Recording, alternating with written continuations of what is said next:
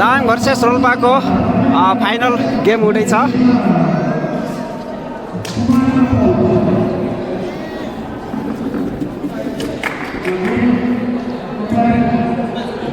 र रेफ्री र गेम खेलाडीहरू सबै आफ्नो तर्फबाट तयार भइसकेका छन्। घमासान युद्ध हुँदैछ।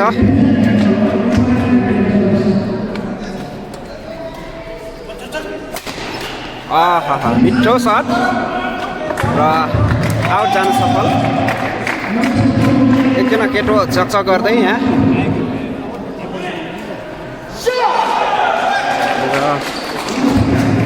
रोल्पाको विरुद्ध डाङले एक अङ्क खोज्न सफल।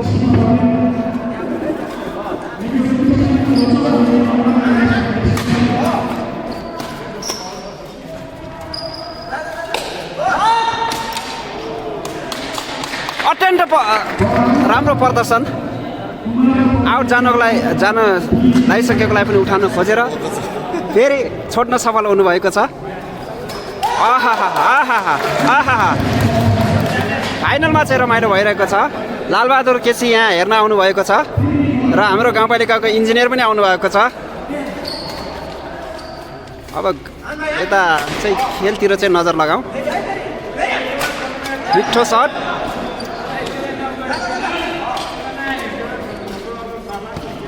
मिठो प्रतिस्पर्धा।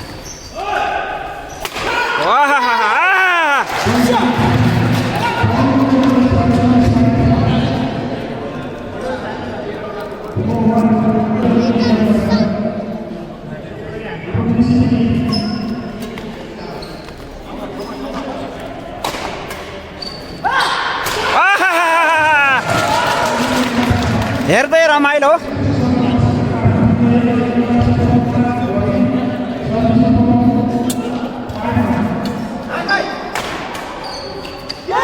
असली खेलको मजा यहाँ आइरहेको छ। दर्शकहरू खचाखच भरिनु भएको छ रोल्पाको कबड्डी हलमा।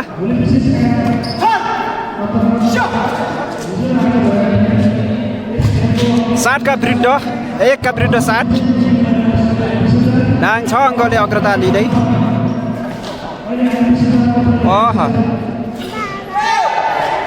र है अङ्कलहरू हेर न कस्तो र रोल्पाले 1 नम्बर लिन सफल।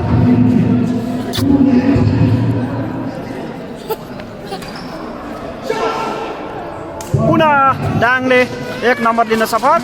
2 का विरुद्ध 9 ले अग्रता।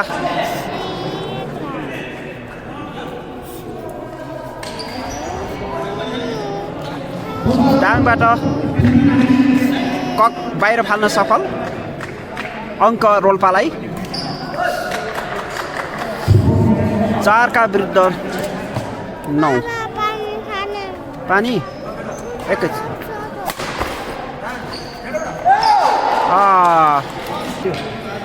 बीचमा रोक्न मिल्दो रहेछ।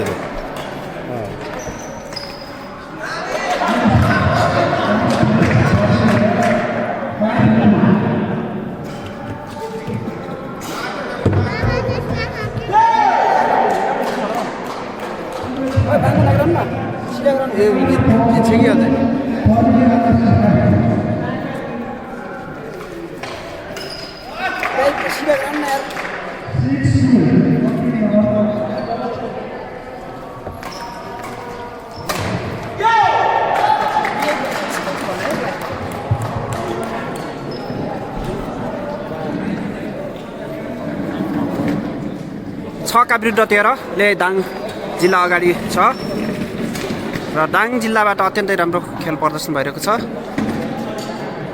तुलनात्मक रूपमा रोल्पा र डाङको गेम चाहिँ प्रतिस्पर्धात्मक नै छ।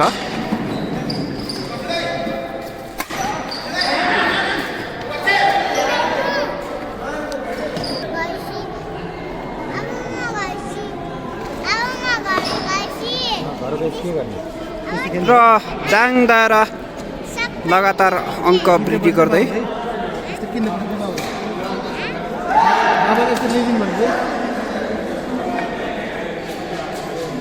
यही हिसाबले गेम जाने भने डाङले चाहिँ सोझो सेटमा चाहिँ जित्न सक्छ कि भन्ने हाम्रो अनुमान। अङ्कलले खानु र डाङले अग्रता कायमै राख्दै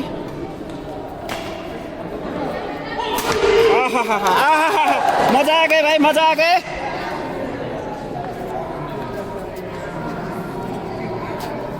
पल शाखा दाइले राम्रो हान्न सफल।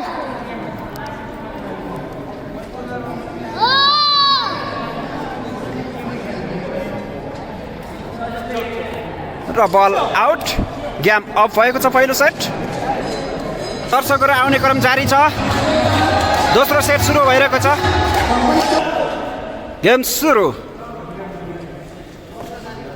डाङ जिल्लाले अहिले 0-1ले अग्रता लिइरहेको छ।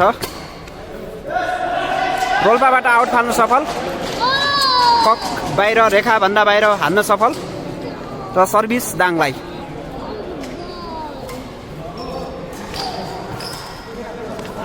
आहा, तर यो चाहिँ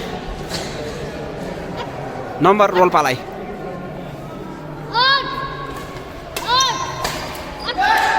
नम्बर पुनः रोल्पालाई, सरी डाङलाई।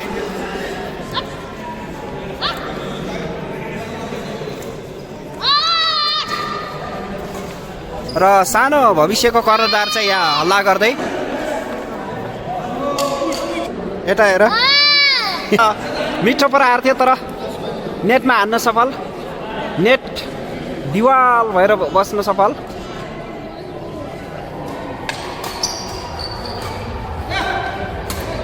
भएन, यो कन्फ्युजन भएको छ।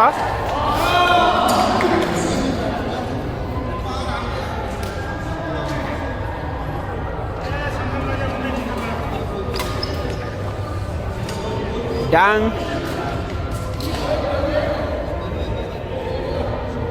रोल्पा र डाङ गएर बाहिर हाल्न सफल। हजुर जाम न, जाम जाम। ए अङ्कलहरूलाई हेर त, अङ्कलहरूले के गरिरहनु भएको छ।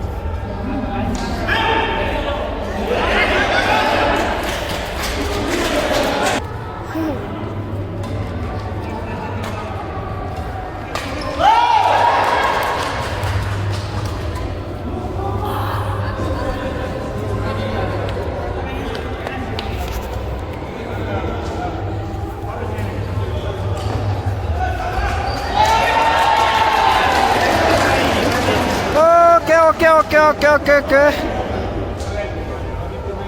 पहिलो सेटभन्दा दोस्रो सेट चाहिँ प्रतिस्पर्धात्मक रूपमा अघि गइरहेको छ, 5 विरुद्ध 6।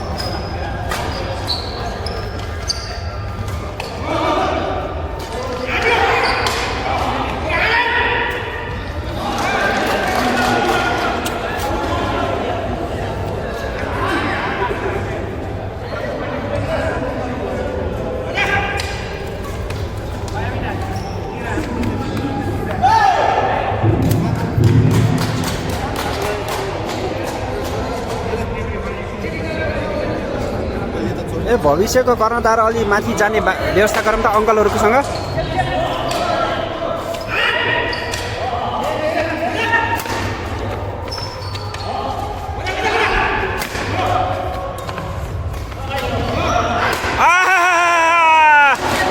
बल शाहदा खतरा बरार थियो।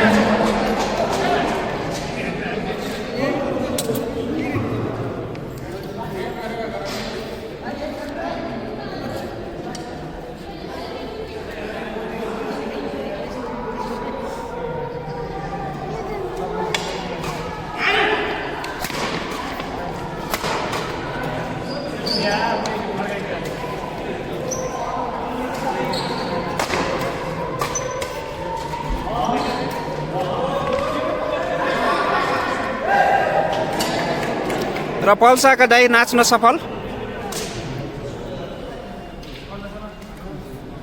नम्बर रोल्पालाई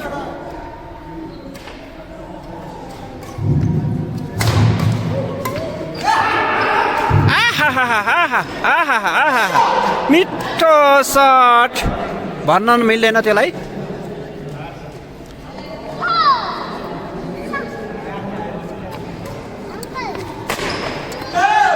बल राइट पल्साका दाई तर सट हान्दै अङ्क खोज्न सफल।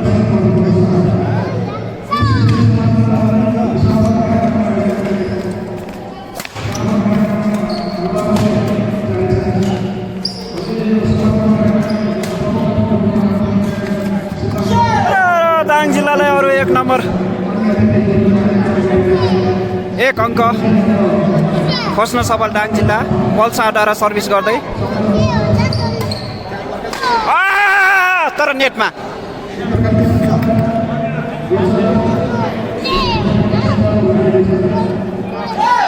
र पुनः यताबाट पनि नेटमा रोल्पाद्वारा पनि नेटमा सर्भिस हान्न सफल र अङ्क चाहिँ विपक्षीलाई।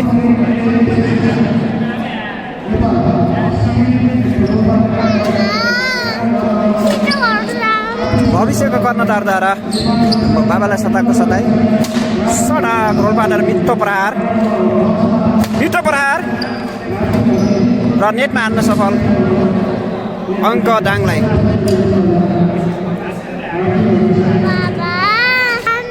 आदरणीय भविष्य यहाँ हेर्नुहोस्, गेम हेर्नुहोस्, मोबाइलमा भए पनि बाबालाई नसताउनुहोस्, चुप लाएर बस्नुहोस्। हेर्नुहोस् अङ्कलहरूले सट हानेको हेर्नुहोस्, अङ्कलहरूले सट हानेको हेरेर यसो भविष्यमा आफू पनि खतरा सट हान्ने भन्नुहोस्। के कसो बेबी ला ला ला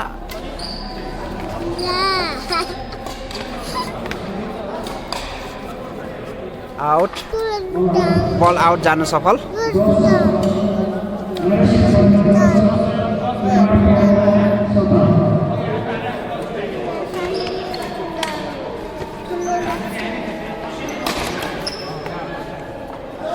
र रोलबाट आउट हान्न सफल। मेरो बेबीले त्यस्तो भन्न सुहाउँदैन यत्रि।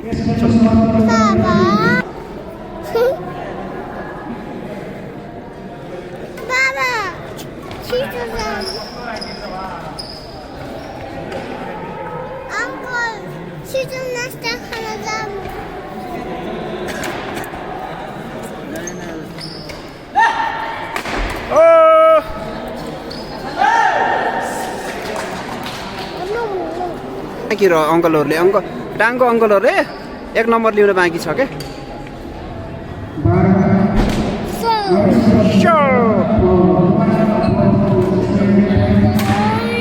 ल दाङले टाइटल लाग्न सफल भएको छ।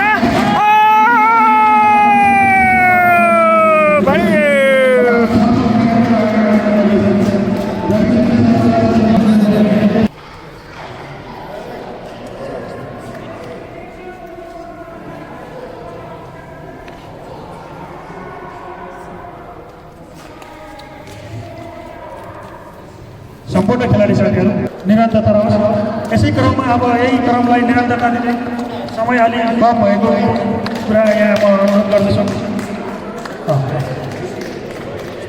खुल्ला डबल ब्याडमिन्टन प्रतियोगितामा सहभागी भई पापीकोट 6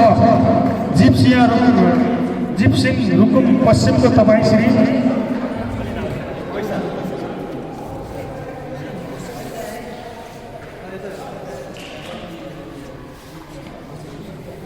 रुकुम पश्चिमको तपाईँ श्री पल ठकुरीले प्रथम स्थान हासिल गर्नुभएको छ। त्यसै गरी